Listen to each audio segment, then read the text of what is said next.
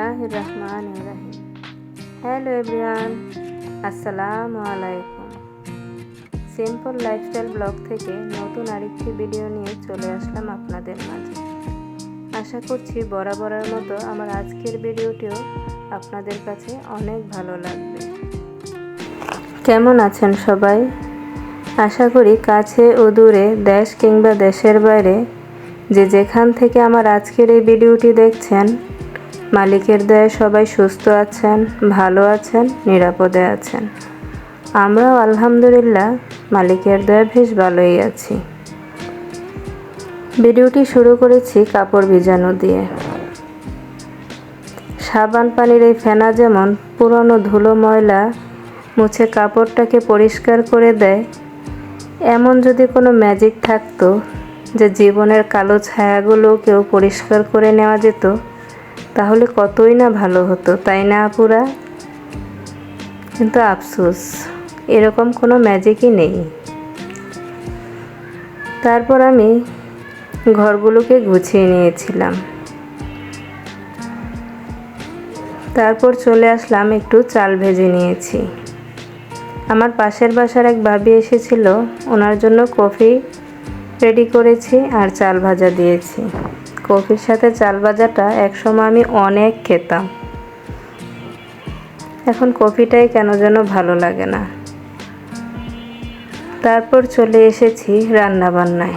ভাবির সাথে অনেকক্ষণ গল্প হয়েছিল, যার কারণে আজকের রান্নাবান্নাটা আমার দেরি হয়ে গেছে।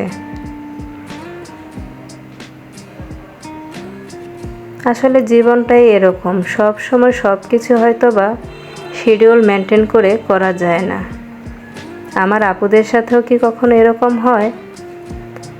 আমি বরাবর সবসময় নাস্তার সাথে সাথেই দুপুরের রান্নাটা শেষ করে ফেলি। এটা গরম হোক বা শীতকাল হোক, সবসময় আমি এই রুটিনটা ফলো করি। এই যে মাঝে মধ্যে এরকম ব্যতিক্রম হয়ে যায়, কী করার আছে বলেন? আজকে অনেক দিন পর শুটকি ভুনা করছি, তাও আবার দুই রকমের শুটকি। একটা হলো লবণের ইলিশের শুটকি, আর একটা হলো পুঁটির শুটকি। আপনারা কখনো কি এইভাবে লবণের ইলিশের শুটকি ভুনা করে খেয়েছেন? খেয়ে দেখবেন আপুরা, অনেক ভালো লাগে। ভিডিওর এ পর্যায়ে যারা আমাকে দেখছেন, প্লিজ একটি লাইক দিয়ে ভিডিওটি কন্টিনিউ করবেন। আপনার একটি লাইক আমাকে অনেকের মাঝে পৌঁছে দিতে সাহায্য করবে।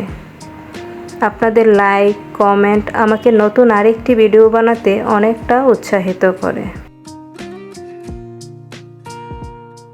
আজকে যারা নতুন আমার চ্যানেলটি ভিজিট করেছেন, আমার ভিডিওটি দেখতে দেখতে যদি কোনো অংশ ভালো লেগে যায়, আর এই ধরনের লাইফস্টাইল ভিডিওগুলো যদি আপনি রেগুলার দেখতে চান, তাহলে প্লিজ চ্যানেলটি সাবস্ক্রাইব করে পাশে থাকার বেল আইকনের অল অপশনটি অন করে দেবেন। তাহলে আমি যখনই ভিডিও ছাড়ব, নোটিফিকেশান চলে যাবে আপনার কাছে। আপনি আপনার সময় সুযোগ মতো দেখে নিতে পারবেন। কি ভাবছেন আপুরা? আপু আজকে শুটকি ভুনা করবে পানি দিয়ে? হ্যাঁ, একদম ঠিক। যারা আমার রেগুলার ভিডিও দেখেন, তারা এতদিনে হয়তো বা বুঝে গেছেন আমি খুব কম তেল ইউজ করি। তৈলাক্ত খাবারটা আমার ঠিক ভালো লাগে না, কিন্তু কি করা যাবে, শুটকি ভুনাও হাতছাড়া করতে চাই না। আমি প্রথমে এইভাবে পানি দিয়ে ভালোভাবে এটাকে কষিয়ে তারপর নামমাত্র একটু তেল দিয়ে শুধু ভেজে নেব। কিন্তু বিশ্বাস করবেন আপুরা, একবার ট্রাই করে দেখবেন, খুবই ভালো লাগে খেতে। আমাদের কাছে তো ভালো লাগে। আপনারা একদিন ট্রাই করে দেখে আমাকে কমেন্ট করে জানাবেন খেয়ে কেমন লেগেছে।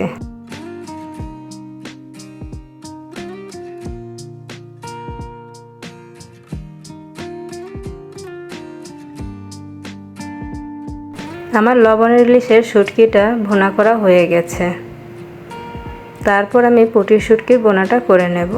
এটাও আমি সেম প্রসেসে পানি দিয়ে কষিয়ে নিচ্ছি।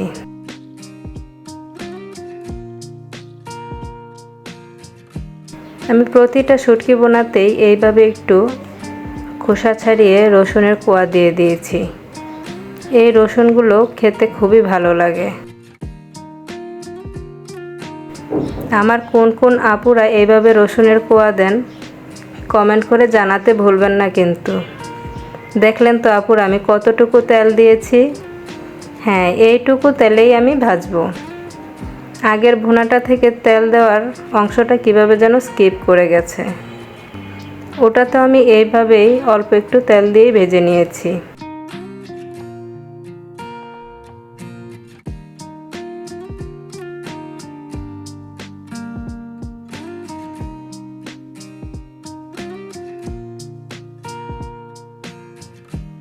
এটা অলমোস্ট ডান। তারপর আপনি আপনার সব পছন্দ অনুযায়ী শুধু ভেজে নেবেন। কেউ একটু কড়া ভাজা পছন্দ করে, আবার কেউ একটু কম ভাজা পছন্দ করে। আমি যেমন লবণের শুটকিটা একটু বেশি ভেজেছি, কিন্তু এটা আবার অত বেশি ভাজবো না। আমার এটা এভাবেই খেতে ভালো লাগে। আমার ছেলেরা পছন্দ করে, তাই আর কি আমি হালকাই ভেজেছি। এই তো 2টা শুটকি রেডি হয়ে গেছে। আজকের ভিডিও থেকে এখানেই বিদায় নিচ্ছি।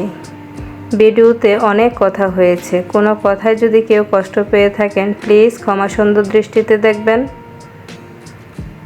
নিজেরাও সুস্থ থাকবেন, ভালো থাকবেন, নিরাপদে থাকবেন। আমাদের জন্য দোয়া করবেন। আল্লাহ হাফেজ। আসসালামু আলাইকুম।